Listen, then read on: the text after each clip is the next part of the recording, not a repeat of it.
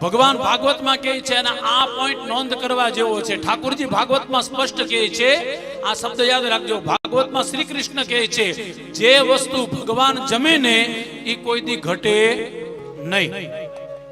ભગવાનને જમાડો એ વસ્તુ કોઈ દી ન ઘટે, અને જો ઘટે તો સમજી લેજો ભગવાનને ભાવથી જમાડ્યા નથી. ભાગવતમાં સ્પષ્ટ ઠાકોરજી આ શબ્દ બોલે છે. કથા છે ભગવાન ઠાકોરજી સ્વયં આવીને ગોવાળિયાઓને કહે છે તમે ચિંતા નહીં કરો, ગિરિરાજજી આરોગે એ કોઈ દી નહીં ઘટે. અને પછી તો ગિરિરાજજી આરોગતા બંધ થયા, બધાને પ્રસાદ આપ્યો છે.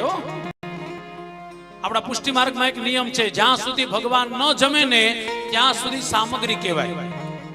અને સામગ્રી જેવી સિદ્ધ થઈ જાય, ભગવાન જમી લઈને એટલે એને કહેવાય પ્રસાદ. પેલા સામગ્રી ને પછી પ્રસાદ. ભગવાન અત્યારના સમયમાં જમતા નથી હો. અને દાદા હાવ સાચું કહું, આ ભગવાન નથી જમતા એટલે 56 ભોગ ધરીએ છે. કાલે જો ભગવાન આરોગવાનું ચાલુ કરે તો એકય નહીં ધરે. બોલો